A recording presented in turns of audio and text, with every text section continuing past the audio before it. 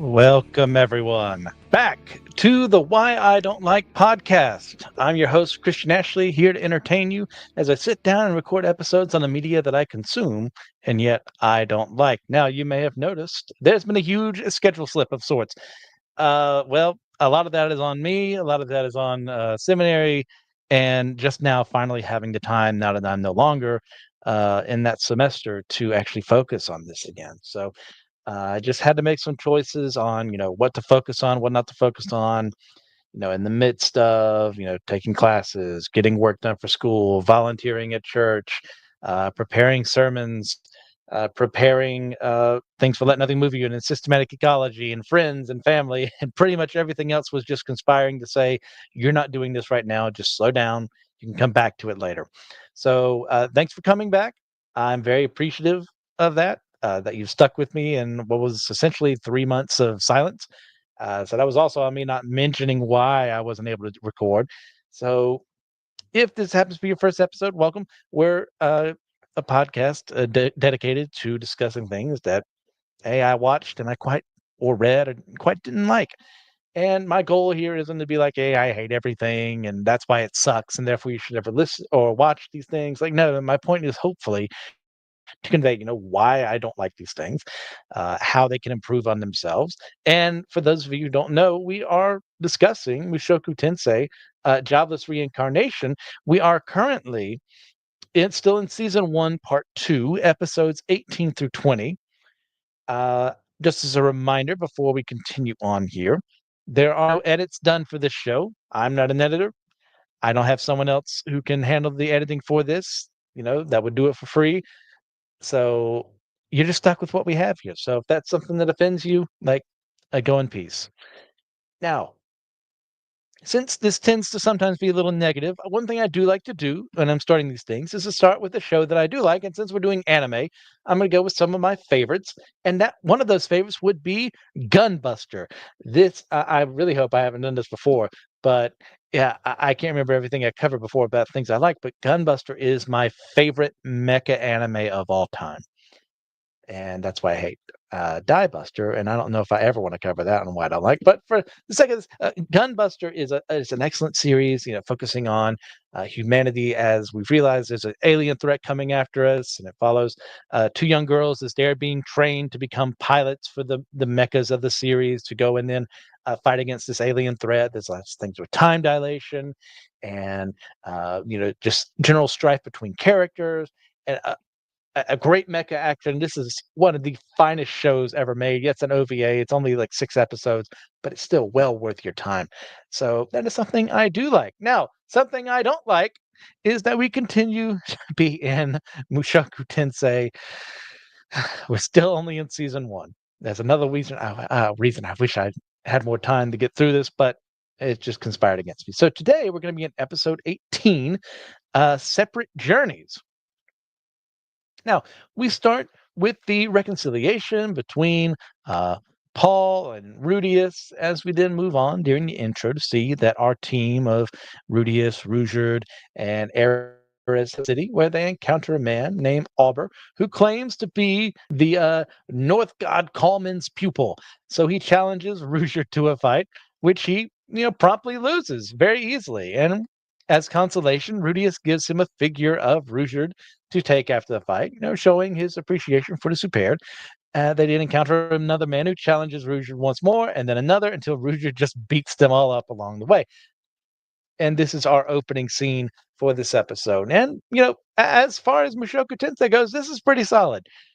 Because you get the idea of, dead end of Rugerd, this guy spoken of in whispers. Of course, there would be people out there in the world who would want to challenge him, who would want to, like, say, I'm the guy who actually took him down. I'm the guy who beat Dead End. Like, yeah, this makes perfect sense to me. Most people would say, no, I ain't going near him or anything, but there's always those braggarts out there. So as far as openings go, this was fine. It was even funny. So yeah, I did quite like that. We then move forward to the group now on a boat. Eris once more afflicted by seasickness as she asks Rudius to help her out in the midst of this, but he's suffering too in the midst of the storm, unable to heal himself. Like, they're both suffering from the seasickness. And Rudius notices that Ruijerd himself doesn't look that bad, as Ruijerd notes that he doesn't understand why they do. I mean, just different biologies working there, which is a fun little bit of world building. Differences between humans and demons and stuff like that. Yeah, that's perfectly fine. One thing I will praise this series on is that some of its world building is quite fascinating, and quite interesting. So that works for me pretty well. And Rudius tells Ruijerd that he's glad that he was finally able to come on the boat with them this time. Uh, that Paul was actually useful in helping him have this thing happen this way, which makes Ruijerd remark that Rudius shouldn't be speaking ill of his father, which Rudius says is just a result of their relationship with one another. They've always had a kind of antagonistic, like, yeah, we're father and son, but we're going to mess with each other in a different way than other father son relationships would do that. It's more harsh, but yeah, it is totally them to do that. So they are about to reach the central continent, which Rudius says has major rice production. But this talk of food makes Eris upset, and she continues to throw up overboard the ship. And Rudius himself muses that he doesn't know where anyone else in his family is, and decides he needs to think positively, and that he knows Roxy's there, or so he thinks. It's not his fault that they just didn't happen to cross paths while they're on the demon continent. So speaking of Roxy, we didn't see her talking to Nokopara, reminiscing of their time together as an adventuring group, and as the last one's left of it. And I think they mentioned that the rest had died or something like that. I'd have to rewatch the episode for that. So Nokopara tells her that she's grown more mature, and Roxy reflects on how she's grown up.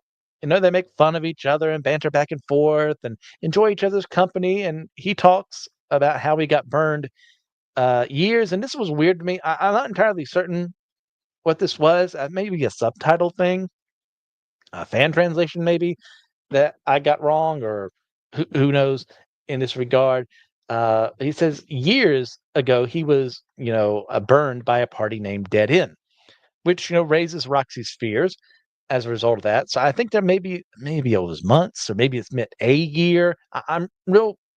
I don't know about that. We'll get to that when we get into the critiques on this part here.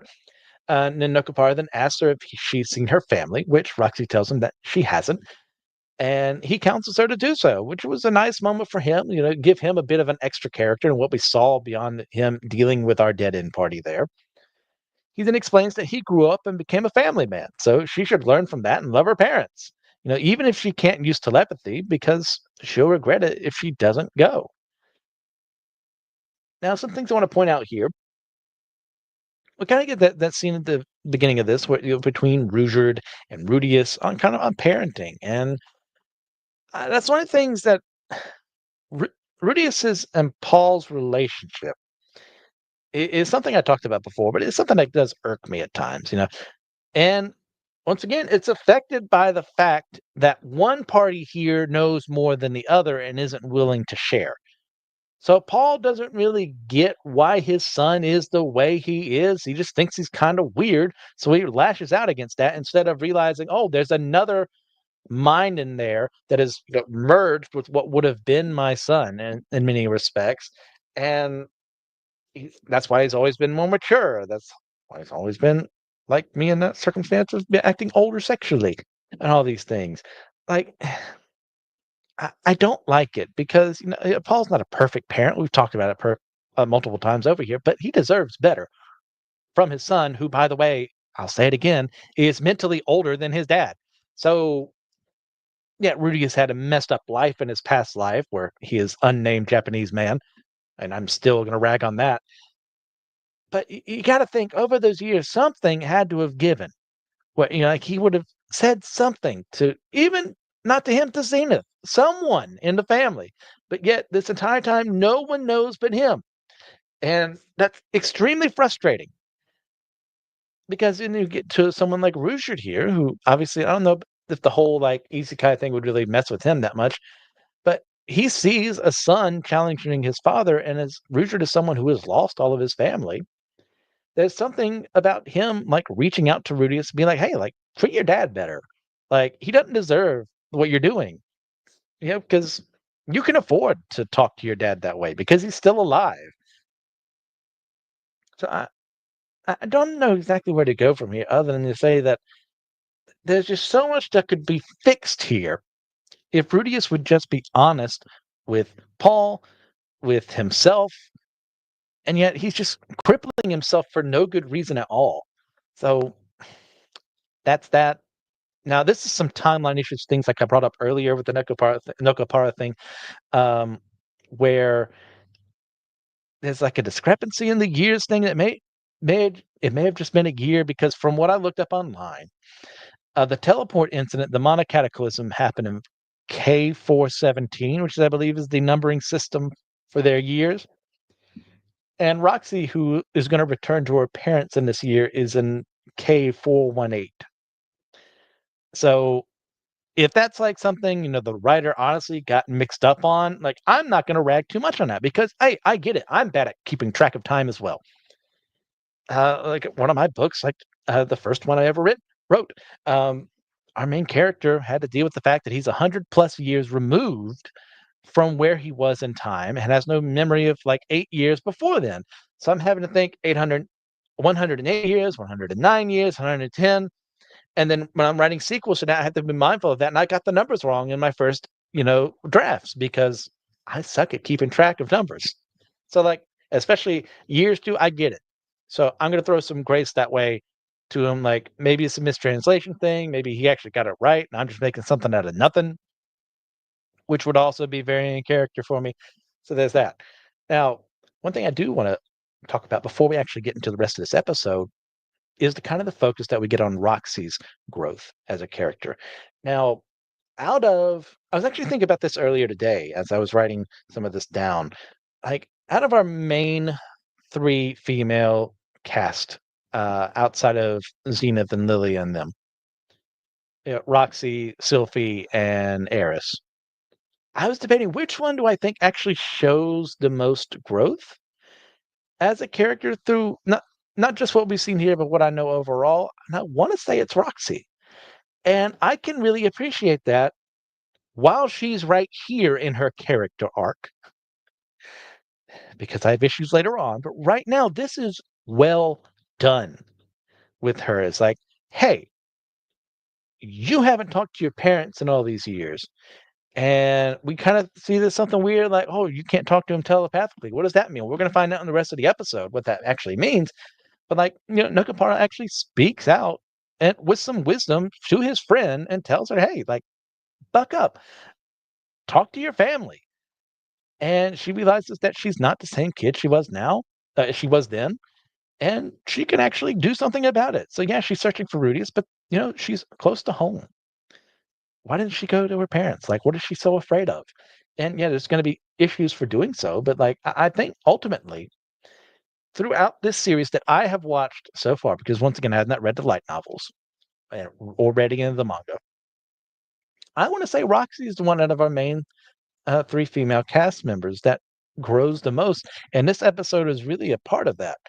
So to continue on in this episode, we see Roxy returning to her village, and she kind of notes that you know hasn't really changed that much, and it's just as quiet as she remembers. And as she's passing by, some of her own people try to speak to her telepathically, and sorry, I'm trying to look at my notes here. What did I mess up here? So they didn't leave her when she doesn't actually respond to them telepathically because she literally can't. And Roxy remarks that she doesn't like her village. She then watches some kids play and sees a rock where she once drew on with a stone. And it kind of makes her happy for a little bit until she notices one of the kids get hurt. So she goes to help him. But when they attempt to speak to her telepathically in thanks, all it does is cause her pain. And she runs away to her house. She enters and greets her parents, who kind of awkward at first at her return. But her mother asks how she's been, which opens up the conversation. And they tell her to stay as long as she likes, unknowingly making her upset by speaking telepathically to each other, which makes her want to leave and say, she says that she's never going to return. But her mother stops her and asks her to come home, at least every 20 years, because they do live for a fairly long time. It's just 50, which makes them happy as her mother cries from joy at seeing her again. And Roxy notes that they still keep her doll that she had forever ago on full display. I think we had a scene earlier where she was shown playing with it or something like that. In flashback, we see her learning to speak out loud, but her attempts to speak orally with the people of the village fail, which makes her upset. And that she thinks this somehow makes her a bad girl. And, she kind of reflects on all of this and, like, what does it mean for me to be like this? And she then thinks about how she ran away from home because of this whole ordeal, and she just hated how her, disability, to an extent, really hurt her parents and how they had to wrestle with it, how she had to wrestle with it. And in the present, she starts to cry too, and hugs her mother and apologizes for how she left to both of them. As they realize that, excuse me, as she realizes that, really at the end of the day, words don't matter that much. This is the best part of the episode. Uh, no holds barred. This is exactly the kind of good writing I would expect from a different kind of series. But this is hindered by other things that happen later on to Roxy's character and other things that happen overall in Mushoku Tensei. But right now, right here and now, this is good because this is such an interesting premise. You have this entire tribe of demon people who communicate telepathically, and there's one person there who can't. And, like, it really is to them a disability. And to see her, like, wrestling through this process of, why am I different? What's wrong with me? Am I a bad girl? Does it, like, she doesn't say this, but, like, you could probably think, do the gods hate me or something like that? What did I do wrong for this to happen? And I think it's played quite brilliantly here. And it shows her inner turmoil. Goodness gracious, cannot speak today, and how her parents are having to suffer through this too, and how they still loving her. They're teaching her how to speak regularly, but they will always share something that she can never attain because they can speak telepathically to one another and to the rest of the people in their village. So it's no wonder that Roxy, ran away and tried to become an adventurer and a mage and all these things. Because why? How can you stick in that environment where it feels like even though you've done literally nothing wrong, it feels like you have? So I completely and utterly understand that process of why she would choose to do what things she does. So once again, like, I know the show is called Why I Don't Like, but once again, I want to show the things that I do like, because when you do something well, it should be praised. When we do something bad, it should be criticized. This is good, and trust me, there's some bad coming up later on. I'm going to have some words about, but for right now, I like what they're doing. And as we continue on through the episode, we see Roxy, wake up in the morning and leaves a little after breakfast that she needs to look for her missing apprentice, as they tell her that they were visited by a kid named Rudius, who was there a while back, which makes her excited and upset at the same time, as she literally just missed him. And they tell her about Ruchard, which kind of makes her afraid. Naturally, she always had this huge fear of the Supered. Being raised by them, they thought the same thing too until they met him. But after speaking with her parents, it helps her understand the situation a little better and kind of starts destroying some of the prejudices that she has against the Supered. And as she leaves, Roxy's mother asks her to bring Rudius, which makes her father upset, given the implications of, kind of the mother, like, oh, you should probably shack up with that boy there and get married. Now, she then realizes that Dead End is Rudius's party. She says it's such a Rudius move to make, and I agree with her. It makes perfect sense for him to do what he did. She then returns uh, to goodness gracious, I'm forgetting exactly what I put down on my notes here. Oh, Elenice, Alina Lise. Goodness gracious, uh, who is at her usual sexual foolishness and attacks her again with magic, meaning she has to pay for the damages again. Haha, it's so funny. They then leave to find the other members of, Rudius's family, as she knows he's safe, and they have to find the other members of his family first. So here we have at the end of this episode a nice scene between Roxy and her family once more, some light teasing from her mom, um, which is very inappropriate given how old Rudius is and how old Roxy is. But that's its own thing. But then we get to Alina Lee's. And there is a reason, I probably said it before, there's a reason for her actions. There's a reason that she does the things that she does. It still doesn't make it good, and we'll get there when we get there. But I want to focus on how women are kind of treated in this as a whole. And look, like, hey, men and women, we are sexual beings. That is how we're wired. That's how God designed us. That's a great and beautiful thing in the proper context. And we get into stuff like this where it's kind of feeling like the only value that women have at times, and it's not 100%. Do not hear that the only thing Mushoku Tensei cares about is this part of women. But it feels at certain point in times like that's true. And it's not because, hey, I was just praising the episode earlier for how it's treating her, beyond her as a sexual object until we get to 2 episodes from now. But it's this idea of this is how they're supposed to act, and they're supposed to be sexually free, and it's supposed to be with everyone that they want to be, and all this. And it gets more ridiculous as the series goes on, and I really despise how that's done because we had such a nice setup in this episode. You won a lot of brownie points from me, and how you handled Roxy's background, how she's struggling with what is essentially a disability in her own village that makes her different than other people, that makes her want to go into a world that is completely and utterly different from where she's at, just because it's normal to talk to other people out loud and to hang out with them in that way. That makes perfect sense. But her response to sex, her response to stuff like that is weird and strained. And I really don't like how it's handled later on, but we'll get there when we get there. So we'll get to grades later on.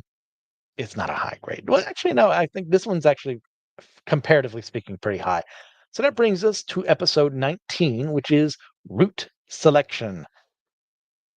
Now we see Rudius once more in the dream world where he meets with the man god who says it's been a year since they last talked, and Rudius got his new eye. And Rudius is upset once more because he ended up in prison and had to fight with his father. And the man god laughs at how entertaining Rudius's life is to him. So, in the process of all this, Rudius looks down on himself, sees that he's back in his original old self, and he gets angry at seeing himself because he despises seeing his old body. Some of that understandable. Other than that, that's on you, man. And as he gets angry, he then calms down a little bit and says that he's grateful for the man God's help because he got more information, he got stuff done. The demon eye is a pretty cool thing. And they talk about Rudius's family's whereabouts, where the man god teases Rudius about how he doesn't care about his family from Japan, which gets Rudius angrier, and he asks about his real family in this world. The man god then tells Rudius he'll reveal that information, but only if he trusts him the next time that they speak. And Rudius says that he'll consider it. The man god then says that's good enough for him and tells Rudius that he will meet Aisha, his younger sister, and tells him not to tell her his real name, but that if he wants to find her in Lilia and Shirone, then this is what has to happen, and he has to send a letter to someone he knows inside of the palace. Rudius then wakes up on the ship they're on and gets seasick once more, where he tells Ruijerd nothing's wrong. Now, this opening scene, I think, is for the most part played fairly well. The interactions, we get the return of the man god and his interactions with Rudius. Those are well done because the man god's kind of pointing out some good things here. It's like, oh, you care about your family here, but I don't know. You ever think about your family back in Japan? But you let down your, don't know if, I think it's just brother, right? I have to look that up again. Like, oh, no concern about them, but you're concerned about the people here. Like, not to say you shouldn't be concerned about them, but it's kind of telling. You haven't once asked about anyone over there or anything like that. And I think that's just one of the despicable aspects of Rudius is that he doesn't care about his family. Uh, back in Japan. He never really reflects on that much throughout all of this. So, yeah, of course. I think the man God's got a really good point here. I'm still in the belief that he is ultimately working against Rudius and allowing these good things to happen so that eventually Rudius stops being as argumentative against him and starts trusting him a little more. So we'll see if I'm right. Now, yeah. So, and this is a good thing too, because we are getting progress on finding other members of the family. So Lilia and Aisha, mother, daughter, half sister. I had something I was going to say. Sorry, getting old in my old age here. My memory starts to fade. So forget about what I was going to say because I've forgotten about it. So we'll continue on, and they reach the central continent as the opening starts to play. And Eris is very grateful to be back on land. I feel you, girl. They then travel, eating some rice that was mentioned earlier, which reminds kind of can tell through like his facial expressions because I don't think it really lingers on this that this does remind Rudius of home to an extent. They then enter the capital of the Sharona Kingdom, and Rudius figures that if excuse me, yeah, and Rudius figures out that Roxy's probably who the man God wants him to speak to, although he figures out reasonably that she should have found Aisha and Lilia if they'd been there, not knowing that she hasn't been there for some time. So that's not on him that he doesn't know that information. He tells the group about where his family's at and sends a letter to the palace and goes to look for Aisha as he realizes he's being followed by someone and runs into an alleyway and erects a rock wall to protect himself until he realizes, as he hears a young girl crying out for help on the other side, and then kind of opens up there to see her being accosted as she's holding on to this letter um, that she just needs help, and he intervenes when she comes right behind him in like a protect me kind of way, and he then gives her what she wants, and he then uses some incantationless magic, which makes them realize who he is because they have heard of someone like him, and they're being he and Aisha then run away as they're pursued, and he uses earth magic to escape in a very cool enough animated sequence where they use it to essentially like leap away magically. She then introduces herself as Aisha, and he realizes she's about 6 years old right now and very perceptive. He introduces himself as Shadow Moon Knight, which is something that easily impresses her. Being young and not jaded. It's one of those things. Oh, he's acting cool when obviously it's a little cringe, but it's fine. It's a 6-year-old. What do you expect her to do? She didn't ask him to help her save her mother, and she's been trying to send a letter to her father to save them. And Rudy's asked if she knows Roxy or has an older brother to rely on, but she says he's not going to be the one to help her, which of course makes him upset because he literally did just that, which is true. And when he asks her why, like she doesn't, think of her brother as someone who could protect her or as a good man, Aisha speaks of a special box that belongs to her brother that her mother takes care of that contains some panties in it. And thus he must be a bad person and calls him a pervert. Which, I mean, if the shoe fits, I, I'm on her side. And hearing this, it makes Rudius realize that's why the man God told him not to tell her his name, which maybe, just maybe, if this were me, if someone told me not to do that, and this is the reason why, that would cause me to do some serious self-reflection, perhaps, on, oh, what, why wouldn't she like that? Or maybe I'm the one in the wrong, but no, that's not Rudius. So he then refuses to give his real name and promises to save her mother, and he tells her his alias, the Kennel Master. So let's start off here with Aisha. A strong start for her that is undercut by a line said in the next episode, but Rudius notices off the bat she's very perceptive, she's very intelligent. Um, I didn't go over it too much, but when she's talking about the panties, she also gives like the age range of the girl who would have been wearing them, which is spot on. I, I don't know how you would know that off that, but sure, I'll give it to her. and like she's kind of no nonsense to an extent, even though she's still a child. Like there's a nice little interplay there between her childishness and her like perceptiveness, which is fun. I do rather like her, as a character. She's fun. Now we get to Rudius. And what can I say that I haven't already said before? I mean, seriously, you know, I'm pretty dense at times. I wasn't the most emotionally mature person in the world when I was younger, but even I can tell in a scenario it wouldn't have been like this, but I don't know, someone was talking bad about me. It's like, oh, it's because I was doing a bad thing. I could have realized, oh, I was the one in the wrong. There's something about me that needs to change. And I am younger, remind you, than the mentally aged man who is inside of this younger body. I mean, at that point in time, it's just willful ignorance or willful evil at that point in time, just to remain who you are after being confronted multiple times over on how it is not good that you were doing these things.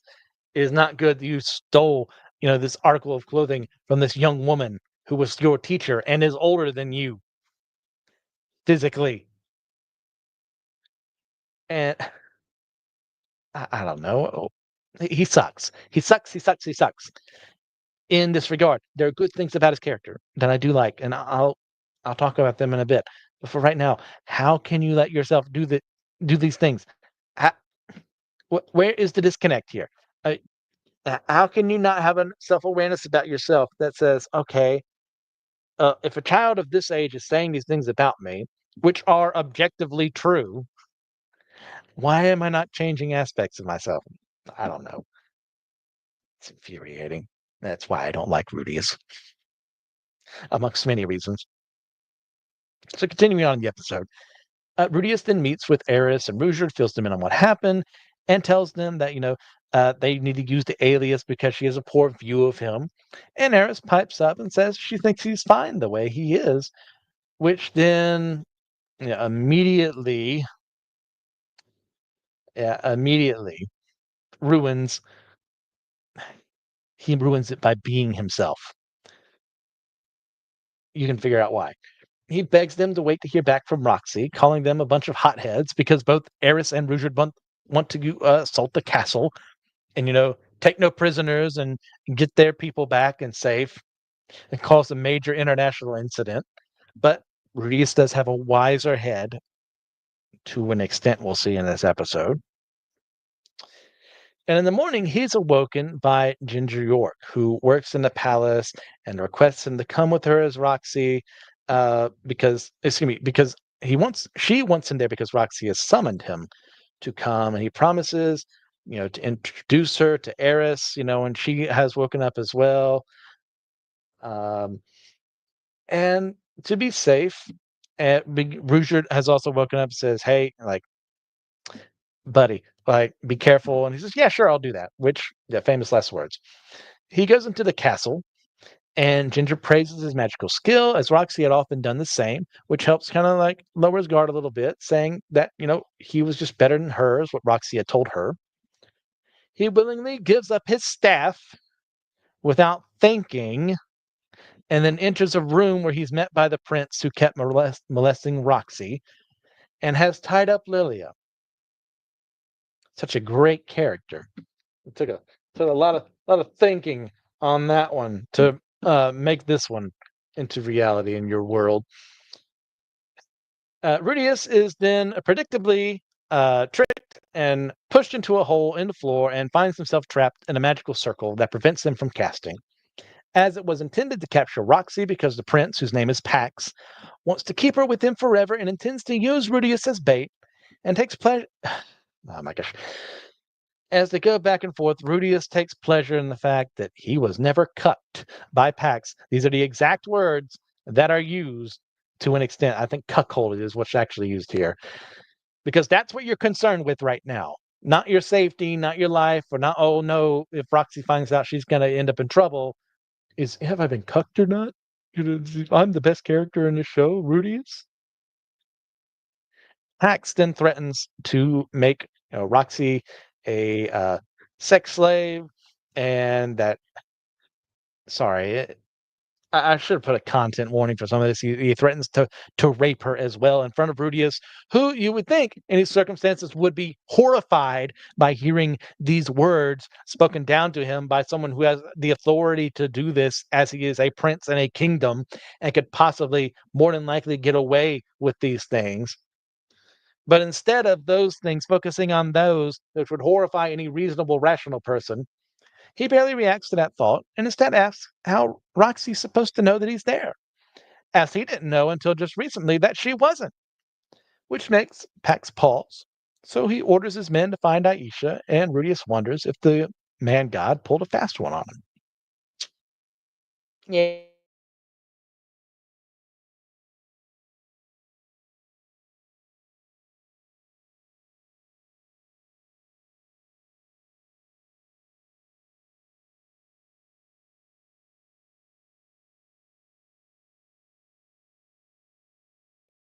Against him as a man and a person in any way, shape, or form. But Rudius is smart, and he's guile, and he can trick people. And yet, not once during this whole ordeal does he think, maybe I'm walking into a trap.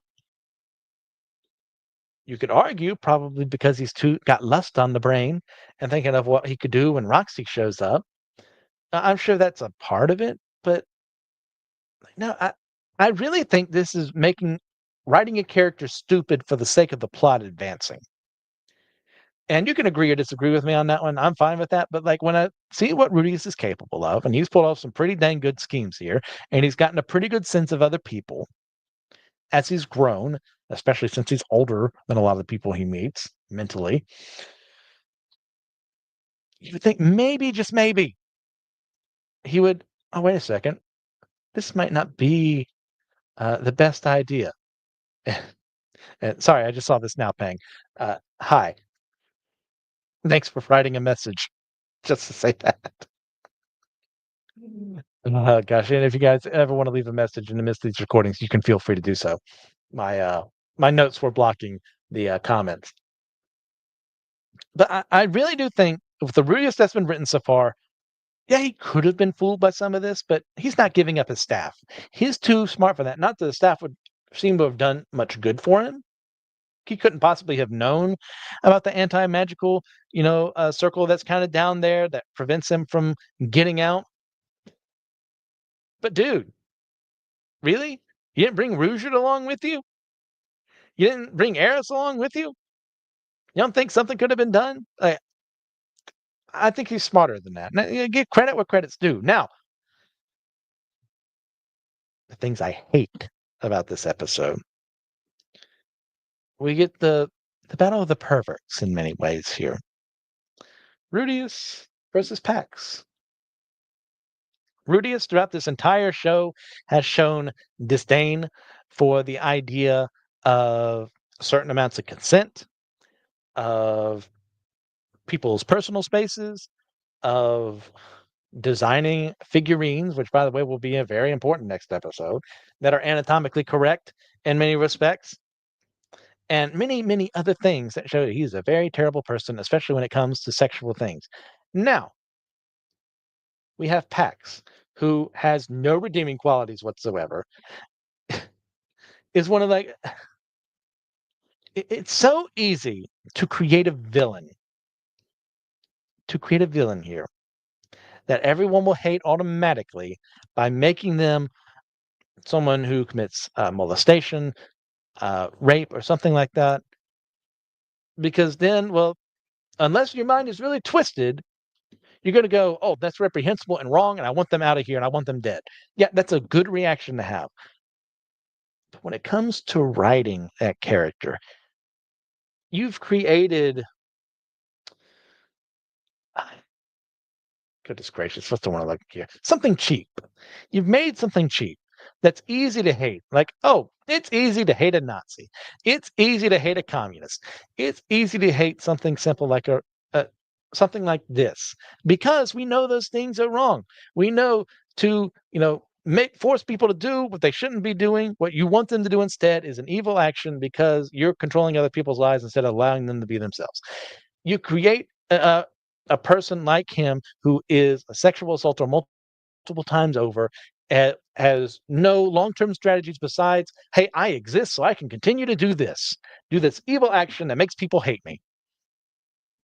Well, there's no substance to that. And like, part of me thinks the only reason someone like Pax exists is to say, well, there's a good way to be a pervert, and there's a bad way to be a pervert.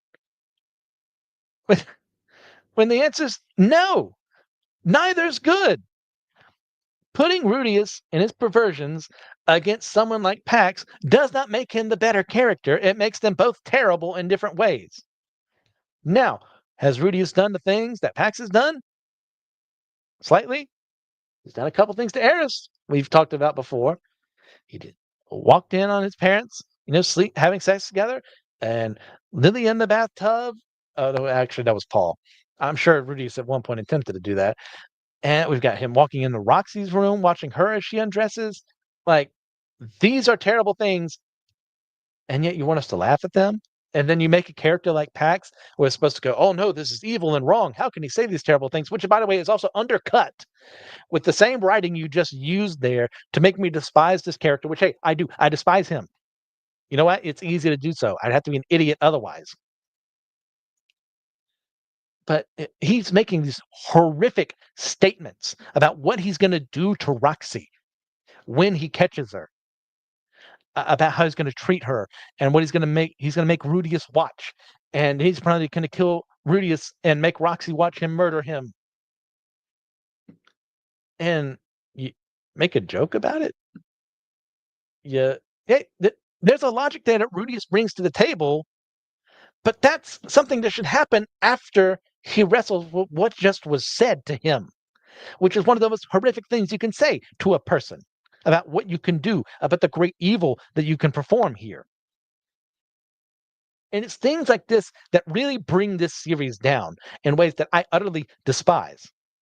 Because I'm not saying you can't have a character like Pax. Like, look, sometimes it's just nice to have a villain who's a villain. Like, make it entertaining. This guy's nobody. He's a loser. The only reason he has power is because he's a prince. Is because, as we'll see in the next episode, he finagled some things with his brother. Like, there's nothing interesting about this character. Get rid of him. Find something of substance to bring to the table that is fun. And this is just not fun. This is, in fact, just horrific. And especially with how it's treated. I imagine you said these things to a person and they talked about something else that undermined a different part of what you were talking about. Let's address the worst thing first, because yes, the fact that Pax hasn't thought ahead, and how is Roxy supposed to know that Rudius is there? He hadn't thought that far in advance because he's an idiot. That's something to be called out, and that could have been a funny scene. But instead, there's the juxtaposition of this horrific statement that was just made versus the logic destroying statement that Rudius makes. And it's poor writing to do that. Like, so what needs to happen here is you can have your character say this despicable thing, have Rudius react appropriately, instead of also worrying, oh no, did he cuckold me? Did he have Roxy to himself? Did he take her? And if that was true, why aren't you more concerned for Roxy? I, if that had happened, that's what I would be concerned about. Did this man do something terrible to my mentor? And instead, we have this. I'm just going to move on because I think I could talk about that scene even more, but my anger is starting to rise, and it's probably for the best that we don't linger on that. So, episode 20, entitled "The Birth of My Little Sister, the Maid." So we flash back once more to the Mana cataclysm that happened at Rudius's home. Happened everywhere, but for them, they saw it there. As his family separated by the blast, but before then, Aisha kind of calls it pretty, and yeah, it looks very pretty. But it's going to be very horrific what it does. But yeah, as a child watching that, of course you're going to think it's pretty. And Lilia starts to panic and covers her as the blast, hits them, and they end up underwater, thousands of miles away from home. As the opening plays, Lilia gets them onto the surface. She helps Aisha breathe again, and hugs her, and they find that they're in the Shirone Kingdom. And as they go through uh, for help, because they know that's where Roxy is, based on the letters that Rudius has been receiving. So this is a great play on Lilia's part because she doesn't know the politics of what's going on here. It makes perfect sense for her to do what she does, and hoping that if they find Roxy, she'll be able to help them. Like logic makes perfect sense. But when they reveal this information, it just so happens to be Pax who hears it, so he imprisons them as he's. Oh, by the way, he's in the middle of bride in the middle of the day chasing around like a maid or a servant or something like that, and about to do to her what he plans to do to Roxy too, and like in broad daylight. Mm. So that's our opening scene. So opening scene. Like I said, Lilia's plan makes perfect sense. I think it's very logical on her part. It's not her fault that she gets blasted thousands of miles away from home and ends up in a place that, oh, well, maybe, if we find, this person who has worked with our family before, he has connections here at the kingdom, we can get back home. That makes perfect sense. It is not her fault. This family is run by a bunch of incompetents who have terrible children who have probably been raised by a terrible parent. So I don't know if we ever meet like the Shirone king and queen at some point in time, but obviously they suck at their job because the children that we do see here suck. Sometimes it's not the parents' fault. Sometimes they're just bad seeds that will reject everything a good parent will offer them, and tell them to do. When I see multiple, I start to think maybe it's the parents' fault. So yeah, there's no repercussions for actions. No one tries to rein them in. Like I don't know if the author's thinking about, oh, well, how do these kids end up the way they do? And if he didn't, that's on him because we're products of our natures, we're products of our environments. So these two merging together make us into who we are. So I'm seeing somewhere something helped make Pax into who he is. And I'm guessing it was poor parenting. Now, I don't have proof of that. If someone who has actually read the light novels knows more, you can tell me more. Comment down below. Like, I'd love to hear what you have to say, but it's just horrendous. And through no fault of her own, Lilia and Aisha are now essentially slaves to the prince because he also wants to get Roxy back. So maybe someone that she knows as hostages, and again, because he's fat and stupid, and the only thing he thinks about is sex all day, there's nothing to his character. We end up in a situation where he hasn't thought ahead of, well, how would Roxy know that they're there as, his prisoners? Yeah, it's just bad. Moving on. Rudius is still trapped, muses about how, he's a former jobless bum, and now in a free apartment in Shirone, it's cramped, it's a little dark and dank, and the food's not the best, he can't get out, but you know what? It's free, which is actually in a pretty funny scene, I'll give it that. And as he attempts to escape the trap still, his magic will activate for a bit, but then it'll stop. He begs, Eris and Rouger to help him end the door down to this dark cellar, what have you, prison. Opens, and out comes a man named Zenoba, who we find is the third prince of the Shirone Kingdom. And Zenoba then brings out the Rougered figure, which was given to him by Ginger was her name, I think. Was it? Yeah, Ginger was her name. And asked Rudius where he got it because he's fascinated by it. And Rudius, that somewhat tactically decides to lie about where he got it, fearing it might be illegal there. So he's kind of gauging his reaction. So he says that, he found it by chance in the demon continent. And Sonoba had figured that it and asks how he found it, who the artist was, and he grows despondent when Rudius doesn't have the answer for it. Since he also has the Roxy figure that he brings out that Rudius made forever ago, that had made its way all the way to this empire, to this kingdom. Now, he tells Rudius that Roxy had fled when Pax's sexual harassment became too much. Imagine that. And he then praises the workmanship of the figure, going into a lot of detail in a very otaku kind of way. Otaku, for those who don't know, are like your ultra fans, especially in Japanese culture. You got mech otaku, you've got slice of life otaku, you got different gunpla as opposed to mech otaku. Like they're just into the figures. He's kind of like that. And this kind of makes Rudius happy that someone else appreciates his work, especially when they talk about, the anatomically correct parts of the figure.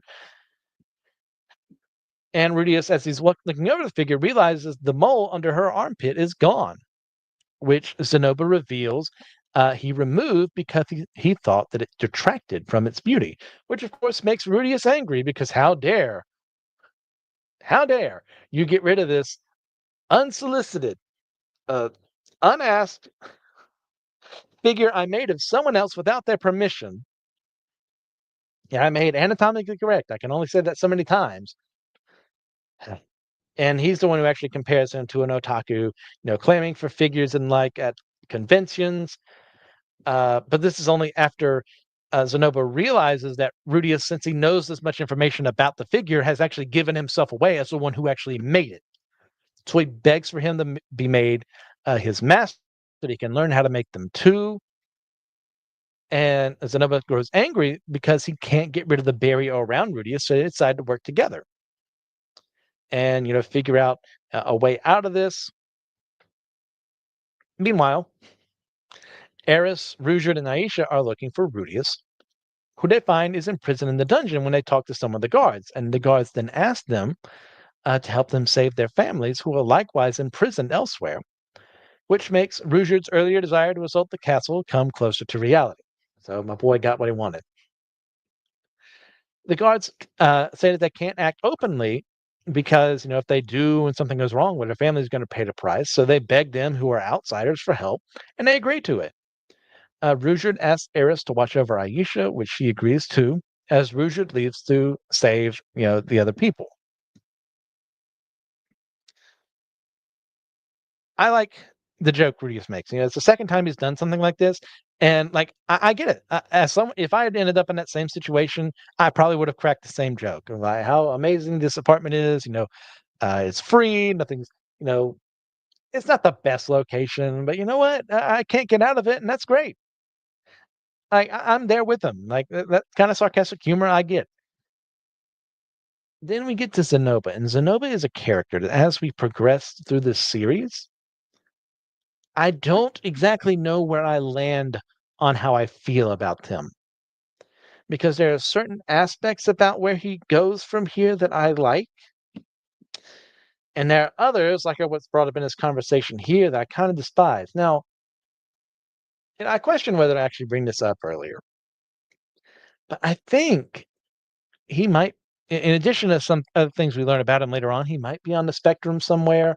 And it's kind of easy for someone to say, and I want to be respectful to people who are, because it just seems like, well, if anyone's wacky or weird and out of the ordinary, they're automatically on the spectrum.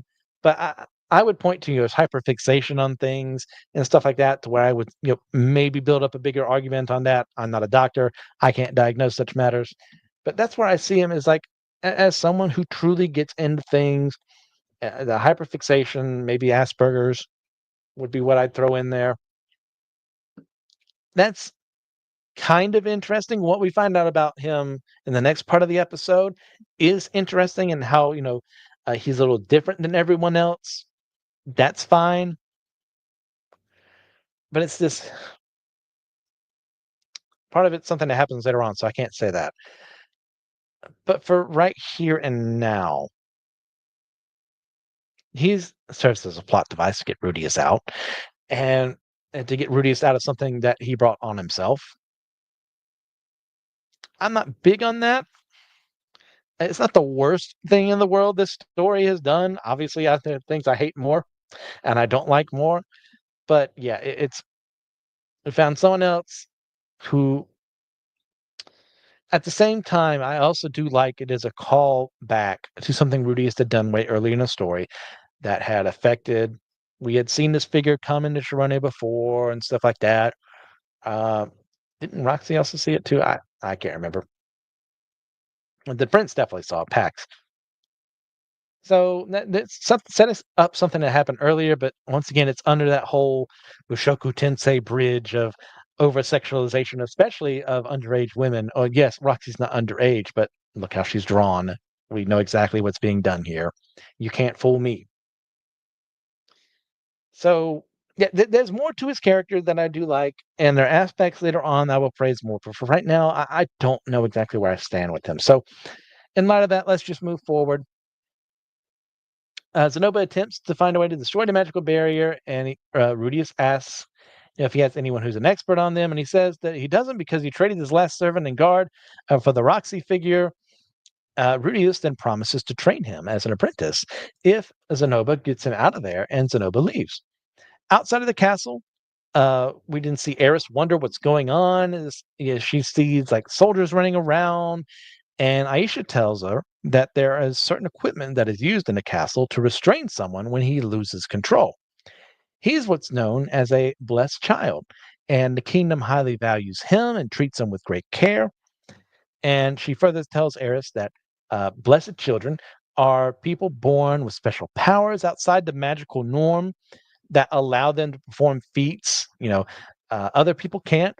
And a blessed child in question, who, as we see in silhouette, is Zenoba, has enhanced strength and accidentally tore off his younger brother's head when he was 3, which is a very horrific thing to do, by the way. That would really mess a person up, you would think, but sure. Eris then thinks that she wants to fight him because we've got a little Goku here. It's not one thing I do like about Eris as well, and it's revealed that Zenoba stole in to Pax's room, picked him up by the head in order to free Rudius, as Eris and Aisha and some of the other guards come inside the castle, and Pax threatens their families if they don't help him escape. And Eris reveals Rouge de Super is there to free them, their families. So they then turn on Pax, since they originally served Zenoba, who we found out gave them up so that we could get stuff like the Roxy figurine. Yeah, a great character. Pax is almost killed by Zenoba, who's about to crush his head, essentially. So he promises to free Rudius, but Zenoba, in the process, accidentally breaks one of his arms. And in that, Rudius is freed, making him realize that he had more friends in the palace than he originally thought. In the morning, Rouge returns with Lilia and the guards' families as Rudius realizes this all happened when he rescued Aisha, which then let them know who he was and to start thinking about working against Pax's desires. That's something they all wanted to do, but now that they have someone competent like him around, the team he had around him, yeah, makes a lot of sense. Ginger purposely gave the figure to Zenoba so that he would go to Rudius since she knew how much he loved stuff like that, and got him into the plan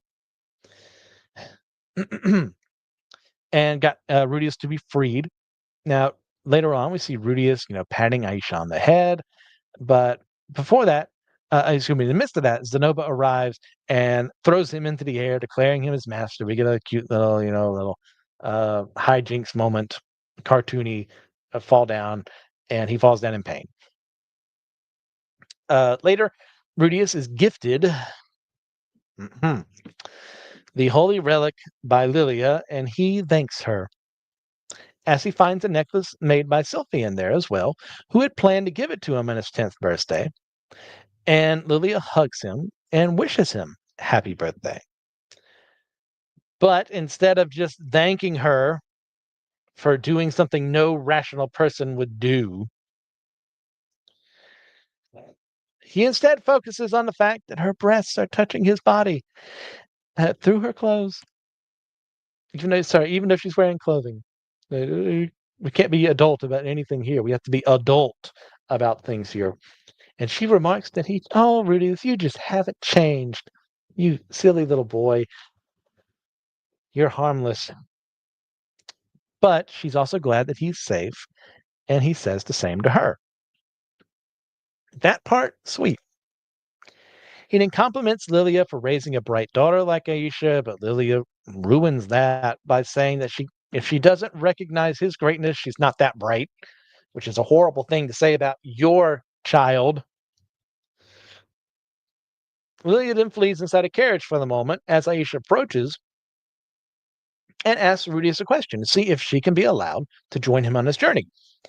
Now, Aisha says Lilia told her once that she's going to one day serve her half brother, but she doesn't want to given his massive perversions. And I totally get it. It makes perfect sense for her to do so. However, um, and she tries to bait him by saying that one day she'll grow up to be just as voluptuous, her words, as her mother. Now, to his immense credit, Rudius gently hits her on the head and says, children shouldn't say such things. Where was this character this entire story? He gives her his headband to remember him by, and they reconcile a bit. And they then go on their separate ways, promising to meet again as she reveals that she figured out that he's actually her big brother, Rudius. And as they leave, we get to another scene where Rudius dialogues an addendum where Pax and Zenoba were both blamed for what happened and exiled under the kingdom under the false idea of studying abroad, as Zenoba wails that his master isn't with them. Let's talk reunion scenes. The Grey Rat family is kind of messed up in many regards. I wouldn't want that to be my family by any stretch of the imagination.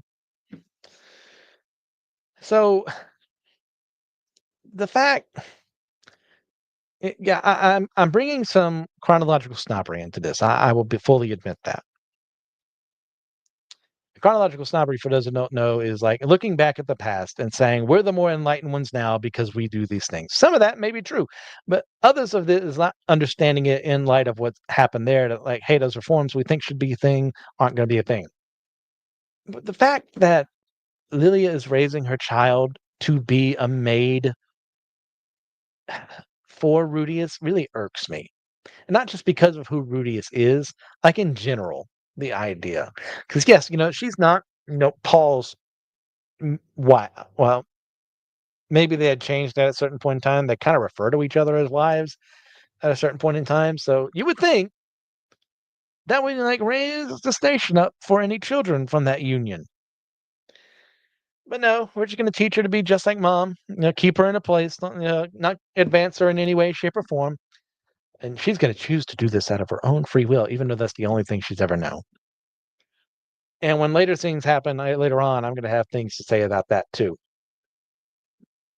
So that really irks me. What irks me as well is are the words that come out of her mouth in description of like, oh, well, I've recognized that he's kind of a pervert too, so I can say these things, and then he'll keep me along.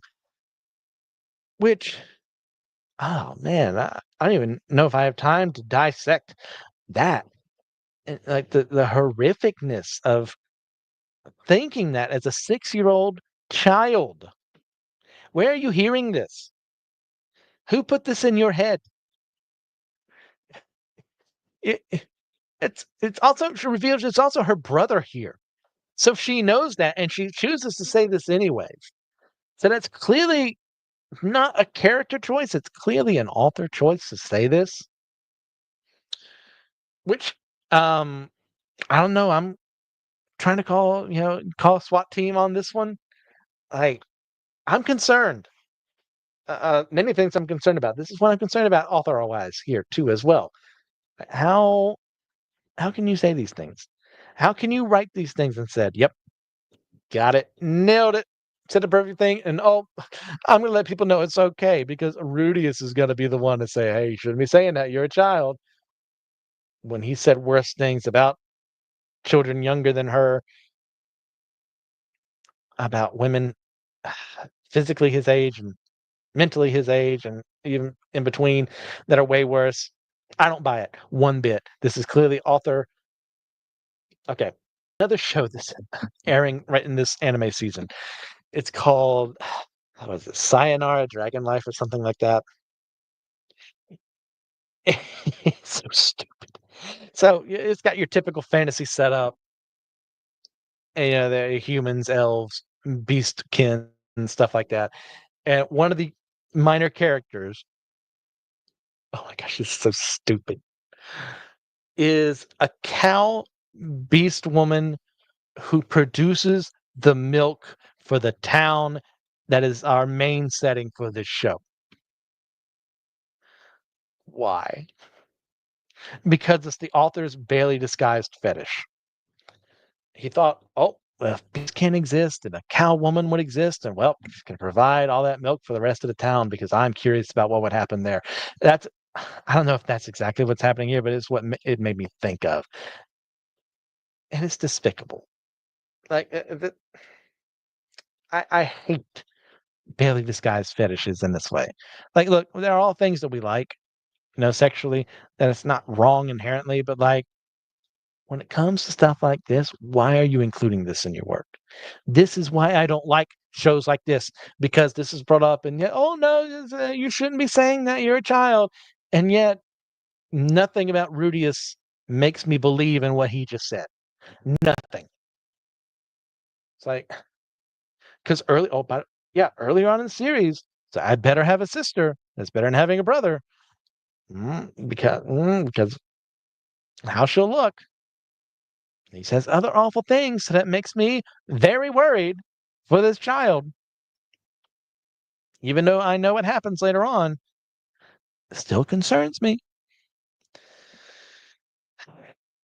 But as far as wrapping up everything there, the whole Lilia thing, keeping the box, it's out of duty and obligation. Yeah, sure, I can finagle my way to her character, keeping the holy relic around and safe at the cost of everything else.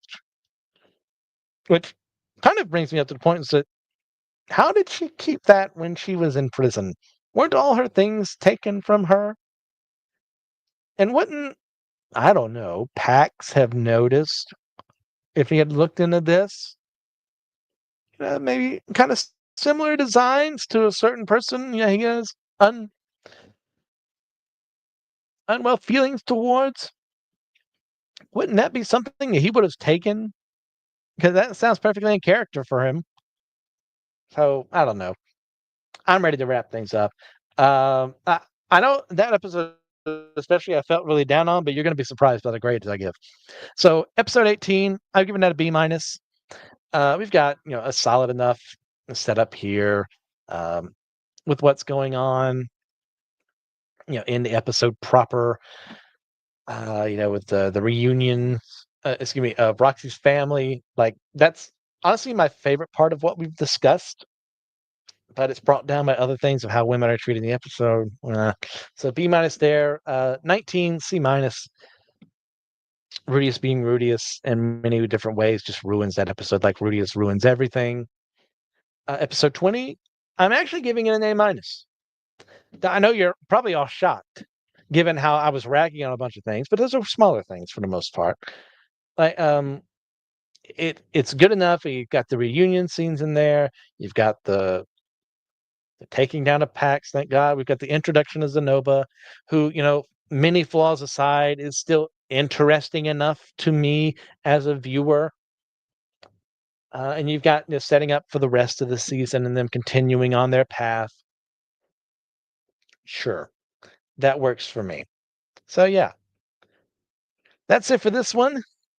Thank you all for listening. Once again, I apologize for how late it's been since the last episode was recorded. I would like to do these more often. I have more free time now. I'm hoping I might be able to do this next semester too, but the problem is I'm taking about the same amount of classes that I took last semester as I'm trying to graduate a little earlier and get into this pastoral work at one point in time. So we'll see what happens. Hopefully, I'll be able to get more of these up. Who knows? These just kind of release when they're able to be released. So thank you all for listening. Please, if you get a chance, leave a 5-star review on your podcasting platform of choice. Or if you're listening to this on YouTube, like this video, comment below, subscribe to Systematic Ecology or the Amazon Ministries podcasting pages. You can email me at whyidon'tlikePodcast@gmail.com. If you're interested in my own fiction writing, you can find my works at starvingwritersguild.com or on Amazon if you search the name MC Ashley. You can also find me podcasting on Systematic Ecology and Let Nothing Move You. Special thank you to Joshua Knoll for the music he provides for the podcast. With all that in mind, I spent a lot of time discussing what I don't like about Mushoku Tensei. If you know what I do like, you listeners, I like you. So see ya, Space Cowboy.